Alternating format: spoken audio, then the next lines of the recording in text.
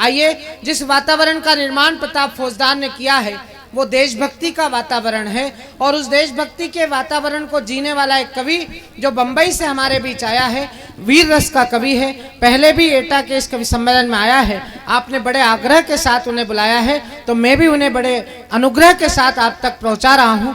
नाम है उनका नरेंद्र बंजारा, बंबई। एक बार जोरदार तालियों की गड़गड़ाहट करें। मैं भाई नरेंद्र बंजारा से निवेदन करूं कि वो माइक पर आएं, और डॉक्टर अशोक चक्रधर जी जहां कहीं भी हो, मैं उनसे निवेदन करूंगा कि वे मंच तक पहुंचे।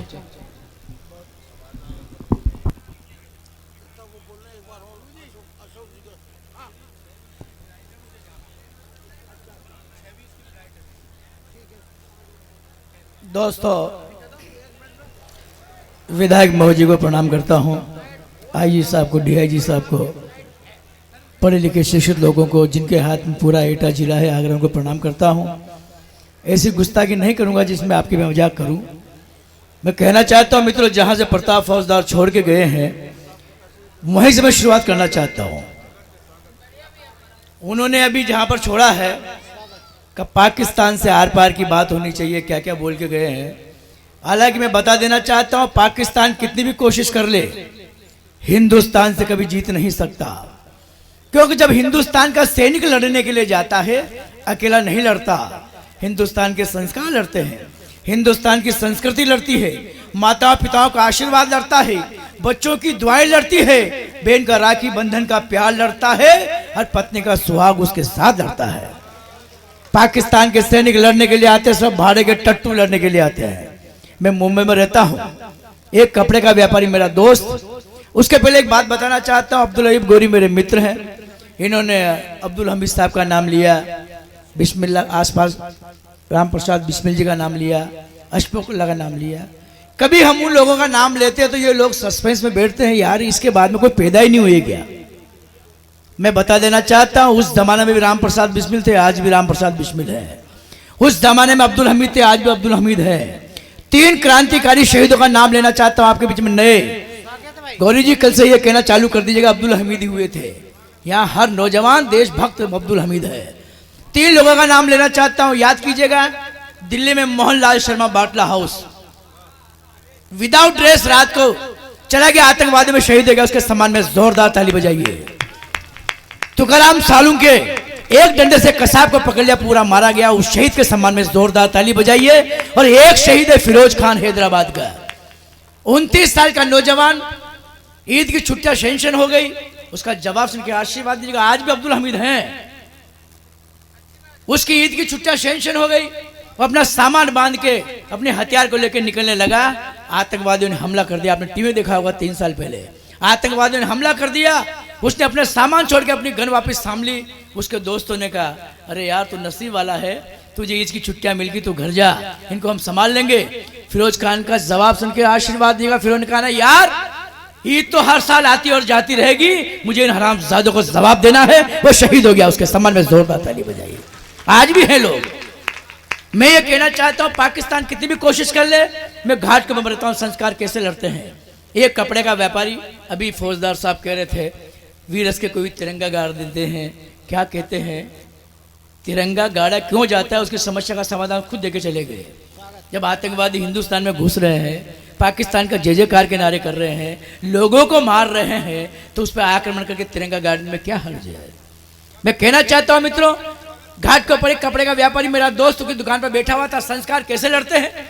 एक आदमी अपने बच्चों को कपड़े दिलवाने के लिए आया, सच घटना बता रहा हूं। एक आदमी अपने बच्चों को कपड़े दिलवाने के लिए आया, उसने अपनी बीबी को 5 साड़ियां दिलवाई, अपने को 5 ड्रेस दिलवाई, अपने बेटे को 5 पैंट और शर्ट दिलवाई। तो मैंने उससे पूछा कि भाई घर में शादी है क्या। उसका जवाब सुन के आशीर्वाद दीजिएगा। उसने कहा, नहीं साहब, मेरा नाम रमेश सिंह यादव है, मैं जौनपुर का रहने वाला हूँ, मैं फौजी हूँ, करगिल में युद्ध चल रहा है, युद्ध का बुलावा आ गया है, और मैं ये जानता मैं वापस नहीं आऊंगा, ये सोच के 2 साल के कपड़े दिलवा करके जा रहा हूं। अपनी पत्नी के सामने बड़े का पाकिस्तान क्यों नहीं जीत सकता। करगिल यहाँ के सैनिक वहाँ के सैनिक में क्या फर्क है। समझदार लोग बैठे हुए हैं, रात में इतनी टीवी चैनलों का आनंद छोड़ करके बैठे हुए, कविता प्रेम लोग बैठे हुए। मैं दूसरी बार आ रहा हूँ, पाकिस्तान क्यों नहीं जीत सकता। करगिल युद्ध के दौरान पाकिस्तान के सैनिक ने अपनी बीवी के पास लेटर लिखा, जानमन मुशर्रफ की मम्मी अस्सलाम वालेकुम, परसों हिंदुस्तान की सेना ने हमें 500 मीटर पीछे धकेल दिया था, कल भी हमें 250 मीटर पीछे धकेल दिया था। अगर यही रफ्तार रही तो इंशाअल्लाह 15 दिन में आकर के मिलता हूं। समझ के जोरदार बजाइए। वो शहीद हो गया रमेश सिंह, क्या सोच के लड़ने के लिए गया हुआ अब्दुल प्रताप भाई, सुनिएगा, क्या सोच के लड़ने के लिए गया होगा? वो अपनी पेल के चला गया, हमारी कौन झेलेगा? कोई बात नहीं। क्या सोच के लड़ने के लिए गया हुआ? 4 पंक्तियों शुरुआत करता हूं। का सुन रे नवाज, शहीद हो गया वो, सुन रे नवाज, अगर नहीं आया बाज कारगिल पे उठाई अंगुली पछाड़ देंगे हम। पहले तेरे पाक के 2 भाग कर दिए हमने, अब के तेरे पाक को नक्शे से फाड़ देंगे हम। कश्मीर के तो ख्वाब देखना ही बंद कर दे, वरना तेरे संग किल्टन की जड़ें उखाड़ देंगे हम। और अब के जो युद्ध छिड़ा महाकाल की कसम, इस्लामाबाद में तिरंगा गाड़ देंगे हम, इस्लामाबाद में तिरंगा गाड़ देंगे हम। और एक बात बताना चाहता हूं, मोदी जी के लिए कहा गया था, उसका वीजा नहीं मिला। सुनील जोगी जी कहां चले गए? सच्ची घटना बताना चाहता हूं मित्रों, एक ही दिन में 2 नरेंद्र का वीजा कैंसिल हुआ, एक नरेंद्र बंजारा का, दूसरा नरेंद्र मोदी का। मुझे शिकागो बुलाया गया था, मेरी शक्ल देख के नहीं दिया, उसकी अक्ल देख के नहीं दिया, दोनों वीजा कैंसिल थे।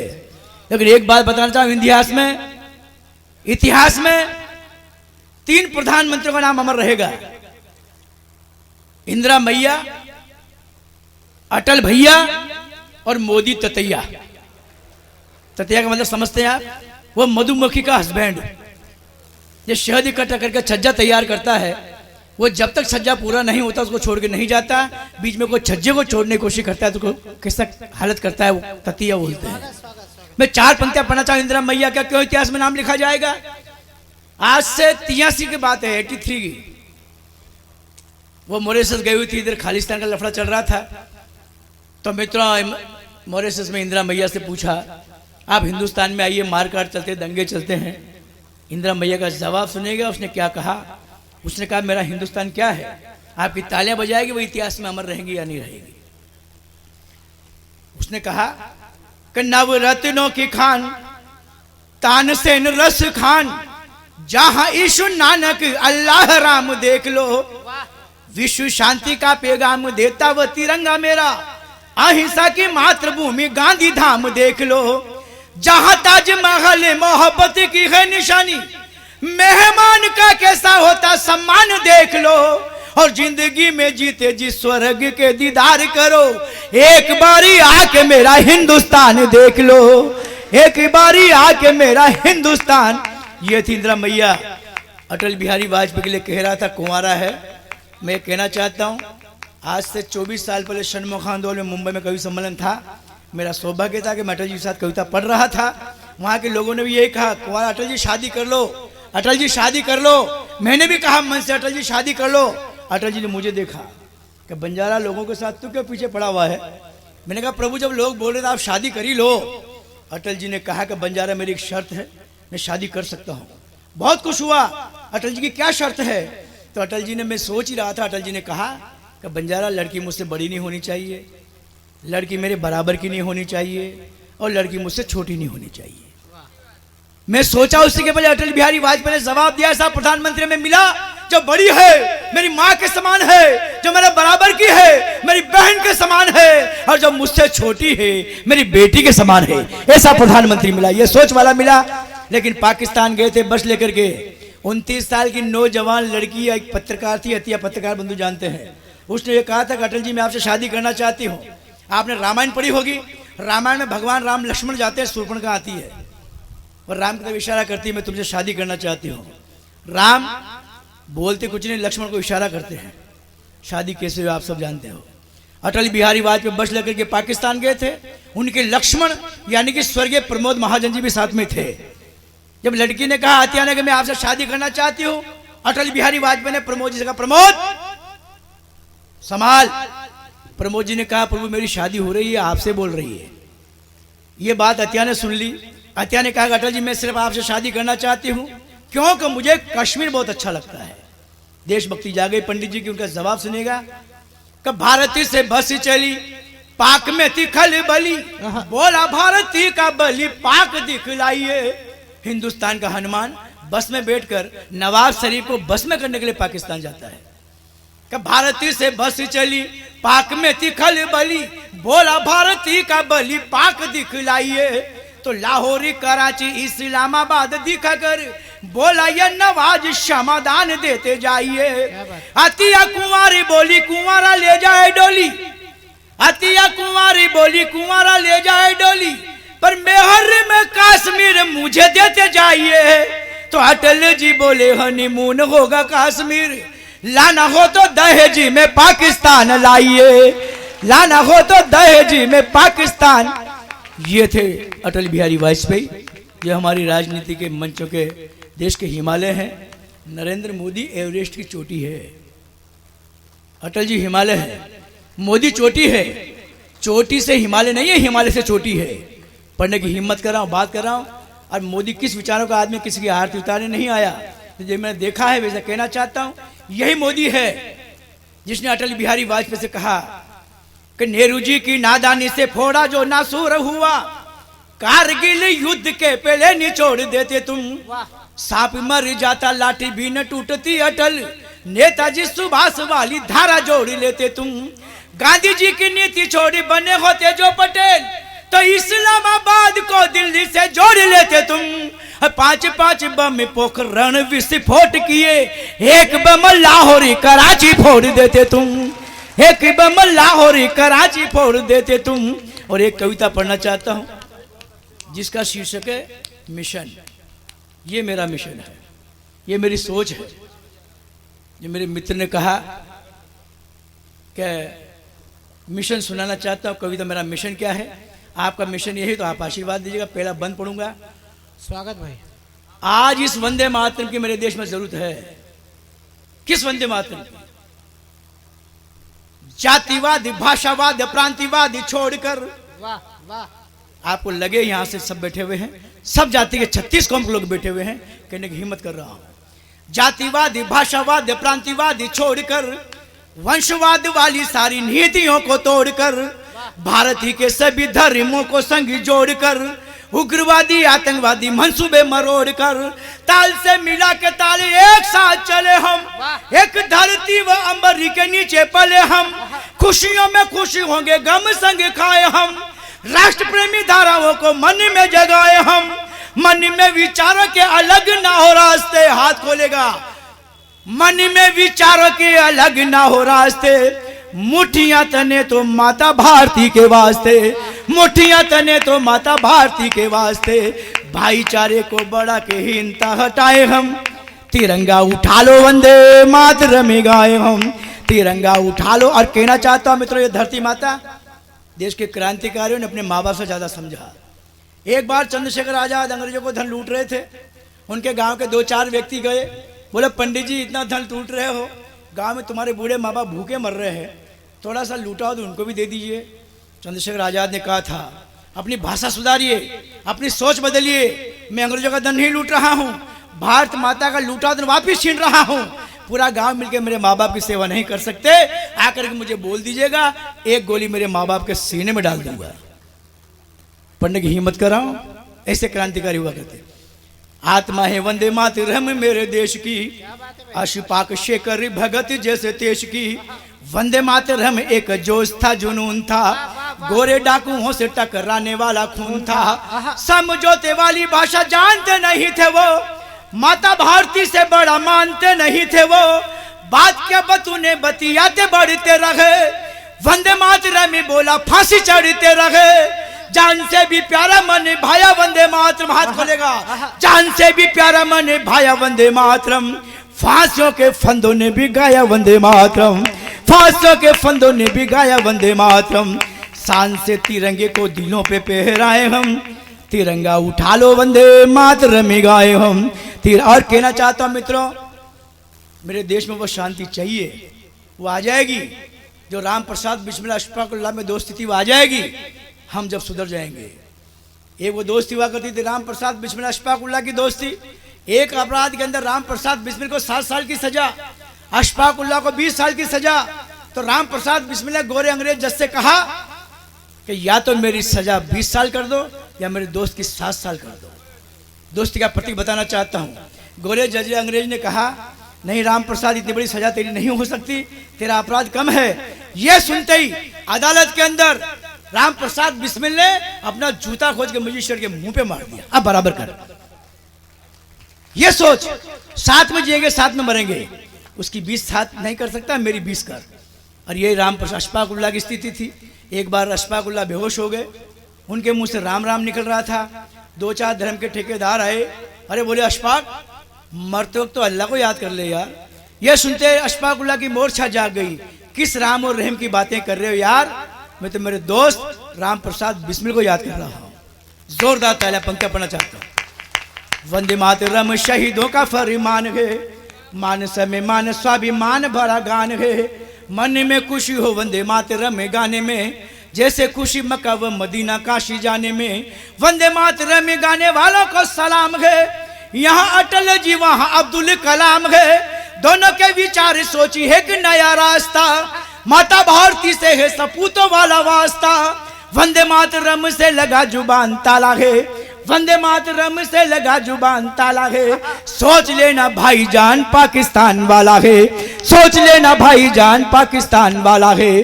भारती के लाल हैं सपूत के हिलाए हम, तिरंगा उठा लो वंदे मातरम गाए हम। और वो खूब सो छंद पढ़ना चाहता हूँ मित्रों। सहारनपुर दंगे के लिए बहुत फेमस है, लेकिन जिन पंक्तियों को सुनकर के हिंदुस्तान के 10-15 मुसलमान संग में सम्मान करने के लिए आए, वो पंक्तियां पढ़ना चाहता हूँ।